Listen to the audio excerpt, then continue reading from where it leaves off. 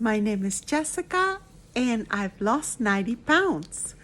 I am on the road to losing 30 pounds, at which time I will start intuitive eating for a year, and that will be the way that I plan to manage my weight loss.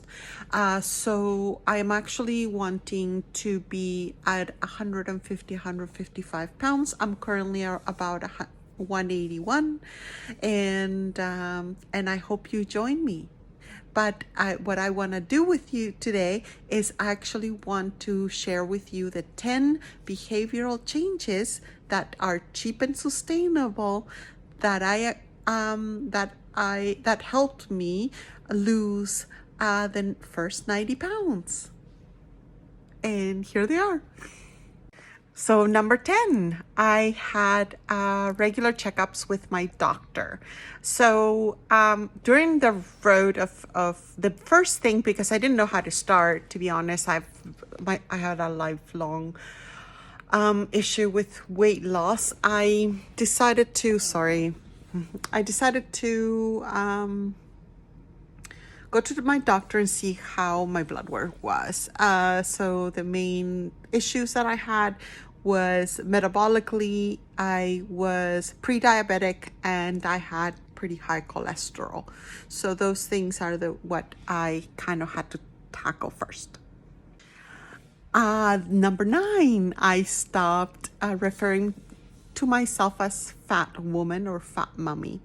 I decided I was going to say to myself, I am going to be healthy, or I am healthy. I am envisioning being healthy.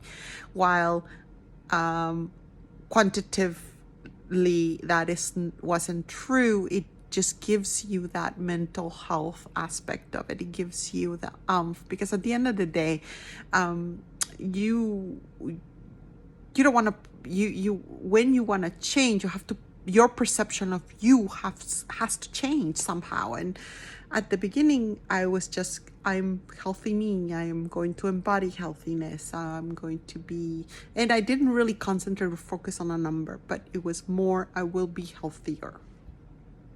Number 8, I stopped eating at restaurants during the week. So the weekend, yes, I would go out, but on the weekdays, no. I would, if I was hungry for a specific food, either pizza or whatnot, I would just make it home. The thing to note is that it really, it gives you a little more control of what you're putting into your pizza, and also you can alternate or whatever food you're doing. I even made fried rice, but what I would do is I would have, instead of all of it being mostly rice, I would add a zucchini to it, and not, but I did have the rice, but I would just add more zucchini or zucchini, and then that would be my meal. Number 7, I actually started drinking more water, meaning, or rather, I started decreasing my pop, juice, alcohol, and I actually increased my water. Now, I didn't do it where I'm like drinking, I was drinking like 4 liters or whatever. I do now drink a lot of water during the week, but that's because that has increased over 5 years, like 5 years. So I've lost the weight in 5 years. So we have to put perspective here. I don't, when you are older, it just takes you a little longer. Okay, so yes, I just did a slight increase, and then from that increase, I increased my water, but it was evolving. Number 6, I moved my body a little more. I started to get up in the mornings and just do free classes, whatever classes were there. In YouTube, there are 10-minute classes, 20-minute classes, 30-minute classes in all ranges. My personal favorite is Sydney Cummings. That's just because I I like her style. I like classes. And how I started, actually, I started way before Sydney. I did start with a gym, but then we were locked down, long COVID, and then I just was doing classes. I started with 10-20 minutes, and that evolved into longer. But I also was buying my equipment, my weights, very slowly, meaning that at the very beginning, I would only use 5-pound weights, which I found from when I was very young. So having equipment should not stop you. Just move your body and find what you love. At the end of the day, I prefer classes, but I'm not going to say that that's the be all and end all. Find what you love. By that premise, what I started to do is just move my body more with my boys, walks, hikes, even just engaging in your life, and just, doing things with your kids and your husband, if you have one. And that leads me to number 5. Be present. When I am present at work, when I am present doing this, when I am present engaging with my boys, I'm not thinking about food. I just don't hyper focus. Boredom was one of the things that I used to use food for. So I try not to do that. Now, I'm not suggesting by any means that goes away. It's just managed. You manage it, right? So, yeah. Number 4, I go to bed at the same time every day. And that really helps me with setting times. Like, I'm typically in bed by 9, lights out at 9:30. I get up at 5, and therefore I work out in the morning because that's my preferred time. But it keeps me consistent because now I have a schedule that is, a little regimented, but it keeps my mental health has improved. My I move because I am now isn't a habitual thing. My schedule just keeps me sane, keeps me positive, keeps me happy and satisfied with my life. Number 3, I make it a point to eat 3 meals a day and 2 snacks.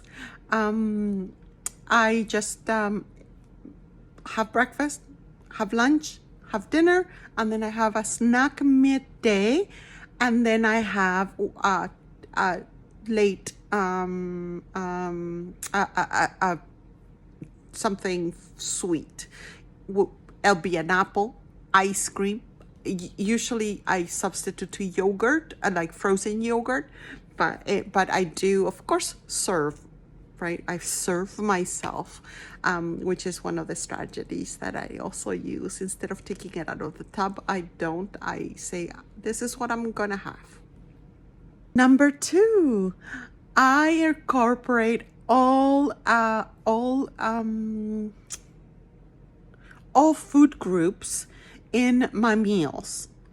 So in my meal, I will have a protein, a fat, a carb, and a fiber. So, for example, I'll have eggs, I'll have bread, I would have fried my eggs, so that's fat. There's an amount of fat as well in the egg. And then I will have a fruit, and so that's my fiber. And that would keep me satisfied, and it, more importantly, binge free, which is what I suffered from. It's evolving again, but I don't binge as often as I used to for a lifetime. And number 1, I eat in a slight caloric deficit. Well, what does that mean? So I actually eat about 1,800 to 2,000 calories on average during the day. On weekends, I actually eat a little more. There are certain weekends that are challenged, which is why we're going through this. And while I'm going through this, and I have created a channel so you can walk this journey with me. But on average, I do have 1,800 to 2,000 calories. And I do not go, my deficit, and how I find that out is through online the TDEE calculator, and that's how I manage. As my weight goes down, my TDEE goes slightly low, and I readjust and adjust. So it's never one thing to lose everything. Is you adjust and readjust, and also that's what I want to talk to you about, and I want to go through that journey because of the fact that I've gone through that. When I was in the 215s, I had a very challenging couple of a year or so where I was just stagnant, and now it's actually happening again in my last 30 pounds. So here I am. I really hope that this was useful, and I hope you have an amazing Sunday night. And I am hoping to be vlogging every Sunday, just to have these discussions about weight loss. Have a wonderful week.